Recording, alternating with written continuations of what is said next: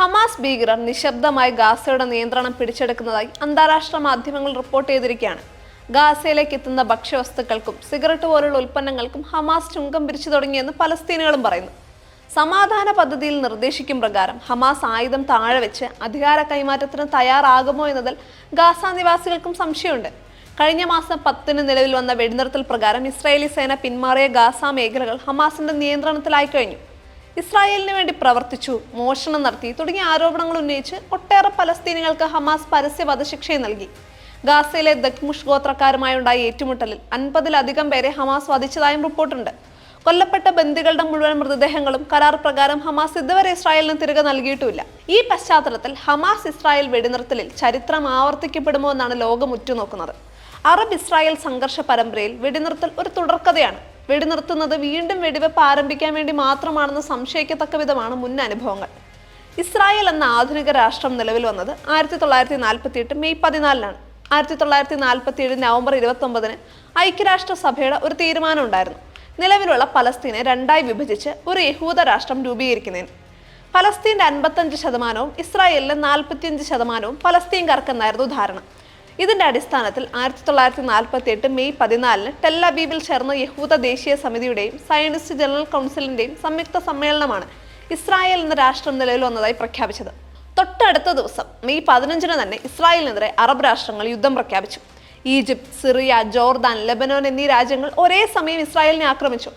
Israeli ശിശുവിനെ ഒറ്റയടിക്ക് ഇല്ലാതാക്കാമെന്നായിരുന്നു അവരുടെ കണക്കുകൂട്ടൽ. പക്ഷെ ഫലം മറിച്ചായിരുന്നു. ഇസ്രായേൽ സൈന്യം ശത്രു രാജ്യങ്ങളിലേക്ക് ഇരച്ചു കയറി. അമേരിക്കയും സോവിയറ്റ് യൂണിയനും മധ്യസ്ഥരായ രംഗത്ത് വന്നു. മെയ് അവസാനം വെടിനിർത്തലുണ്ടായി. രണ്ടാം അറബ് ഇസ്രായേൽ യുദ്ധം 1956 ഒക്ടോബർ 29-ന് ആരംഭിച്ചു. നവംബർ 7-ന് വെടിനിർത്തലുണ്ടായി. 6 ദിന യുദ്ധം എന്നറിയപ്പെടുന്ന മൂന്നാം അറബ് ഇസ്രായേൽ യുദ്ധത്തിന്റെ തുടക്കം 1967 ജൂൺ 5-നായിരുന്നു. ഇസ്രായേലിന്റെ ഏകപക്ഷീയ വിജയത്തോടെ ജൂൺ 10-ന് വെടിനിർത്തൽ നിലവിൽ വന്നു. ഇതുകൊണ്ടൊന്നും അറബ് രാഷ്ട്രങ്ങൾ പാഠം പഠിച്ചില്ല. വീണ്ടും ഉണ്ടായി 4-ാം അറബ് ഇസ്രായേൽ യുദ്ധം. 1973 ഒക്ടോബർ 6-ന് തുടങ്ങിയ യുദ്ധം ഒക്ടോബർ 25-ന് വെടിനിർത്തലോടെ അവസാനിച്ചു. ഇവിടെ ശ്രദ്ധിക്കേണ്ട ഒരു വസ്തുത, ഈ യുദ്ധങ്ങളിൽ ഒന്നുപോലും ഇസ്രായേൽ ആരംഭിച്ചതല്ല എന്നതാണ്. ഇസ്രായേലിനെ നശിപ്പിച്ചേ അടങ്ങൂ എന്ന വൈരനിര്യാതന ബുദ്ധിയോടെ അറബ് രാഷ്ട്രങ്ങളാണ് ഓരോ ആക്രമണവും ആരംഭിച്ചത്. ഇസ്രായേലിൻ്റേത് പ്രത്യാക്രമണം മാത്രമായിരുന്നു. 4 യുദ്ധങ്ങളിലും പരാജയം ഏറ്റുവാങ്ങാനുള്ള ദുര്യോഗം അറബ് രാഷ്ട്രങ്ങൾക്കായിരുന്നു. ഓരോ വെടിനിർത്തൽ കഴിയുമ്പോഴും മധ്യസ്ഥ രാഷ്ട്രങ്ങളുടെ സമ്മർദ്ദത്തിന് വഴങ്ങി പിടിച്ചെടുത്ത ഭൂഭാഗങ്ങൾ വിട്ടുകൊടുക്കാൻ ഇസ്രായേൽ നിർബന്ധിതമായിക്കൊണ്ടിരുന്നു. നാണം കെട്ട ഈ പരാജയ പരമ്പരകൾ കൊണ്ട് മനം മടുത്തിട്ടായിരിക്കും 1973-ന് ശേഷം അറബ് രാഷ്ട്രങ്ങൾ ഇസ്രായേലുമായി നേർക്കുനേർ ഏറ്റുമുട്ടാൻ തുനിഞ്ഞില്ല. പകരം അവർ ഭീകര സംഘടനകൾക്ക് വെള്ളവും വളവും നൽകി. PLO, ഹമാസ്, ഹിസ്ബുള്ള, ഹൂതികൾ തുടങ്ങിയവരെയൊക്കെ തീറ്റിപ്പോറ്റിയത് മുഴുവൻ അറബ് രാഷ്ട്രങ്ങളാണ്. ഇതിൽ PLO മാത്രം ഇസ്രായേലിനോടുള്ള പക ഒട്ടൊന്ന് കുറച്ച് പലസ്തീൻ രാഷ്ട്ര സ്ഥാപനത്തിൽ ശ്രദ്ധ വെച്ചതും ചരിത്രം. മറ്റുള്ളവ അറബ് രാഷ്ട്രങ്ങൾ ആസ്ഥാനമാക്കി ഇപ്പോഴും ഇസ്രായേലിന്റെ നശീകരണത്തിന് വേണ്ടി പെടാപ്പാട് വിടുന്നു. 2005-ൽ ഇറാന്റെ പ്രസിഡന്റായി തിരഞ്ഞെടുക്കപ്പെട്ട മഹ്മൂദ് അഹമ്മദി നജാദ് സ്ഥാനം ഏറ്റെടുത്ത് നടത്തിയ പ്രഥമ പ്രസംഗത്തിൽ ഇറാനിയൻ ജനതയ്ക്ക് നൽകിയ വാഗ്ദാനം ഇസ്രായേലിനെ ഭൂമുഖത്ത് നിന്നും തുടച്ചു നീക്കുമെന്നായിരുന്നു. അദ്ദേഹം 2009-ൽ 2-ാമതും പ്രസിഡന്റായി തെരഞ്ഞെടുക്കപ്പെട്ടു. 2013-ൽ സ്ഥാനം ഒഴിയുമ്പോഴും അദ്ദേഹത്തിന് തന്റെ പ്രഥമ വാഗ്ദാനം പാലിക്കാൻ കഴിഞ്ഞില്ല.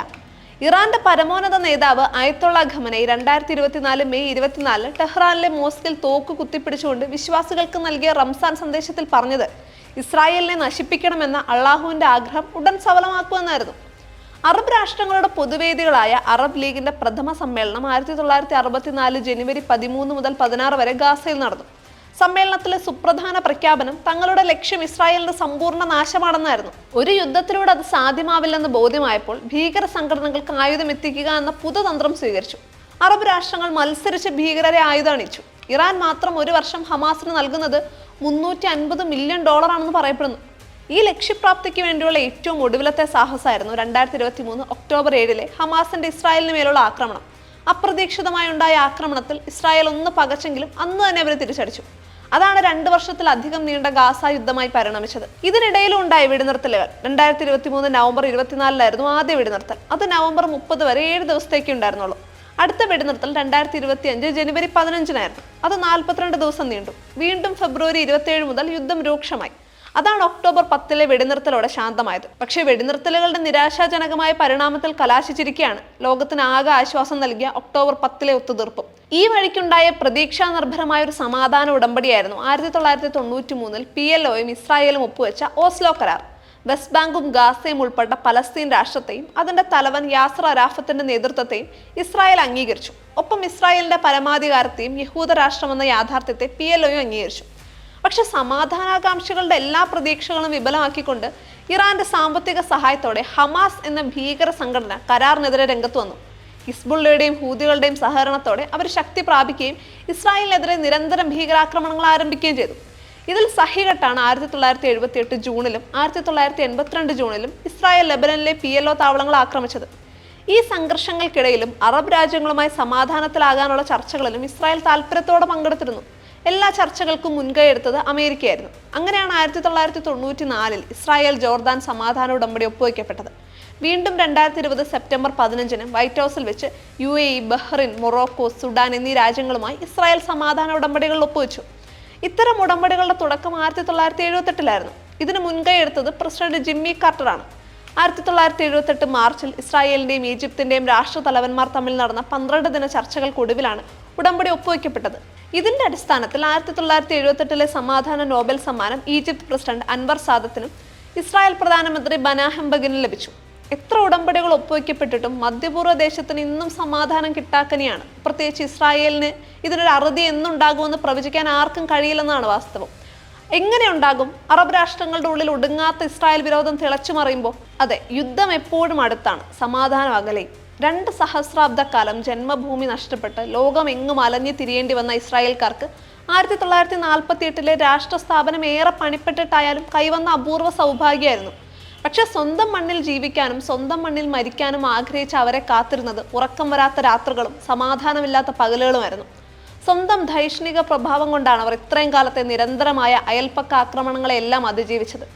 2 ജനത പരസ്പരം സംഘർഷത്തിന് തയ്യാറെടുത്ത് മുഖാമുഖം നിൽക്കുന്ന മധ്യപൂർവ്വ ദേശത്ത് സമാധാനം സമീപകാലത്തൊന്നും പ്രതീക്ഷിക്കാനാവില്ല. ഇസ്രായേൽക്കാരെ പുകച്ചു പുറത്തു ചാടിച്ചോ കൊന്നൊടുക്കിയോ ആ ഭാഗം കൂടി തിരികെ പിടിക്കണമെന്ന് പലസ്തീൻ ജനത ആഗ്രഹിക്കുന്നു. അതേസമയം ഐക്യരാഷ്ട്രസഭ പലസ്തീൻ ജനതയ്ക്ക് ബാക്കിവെച്ച 45% ഭൂമി കൂടി അത് തങ്ങളുടെ പൂർവ്വപിതാക്കന്മാരുടേതായതുകൊണ്ട് തങ്ങൾക്ക് അവകാശപ്പെട്ടതാണെന്ന് ഇസ്രായേലും കരുതുന്നു. രണ്ടുപേരും പരസ്പരം അംഗീകരിച്ച് 2 സ്വതന്ത്ര രാഷ്ട്രങ്ങളായി നിലകൊള്ളുകയേ പരിഹാരമുള്ളൂ.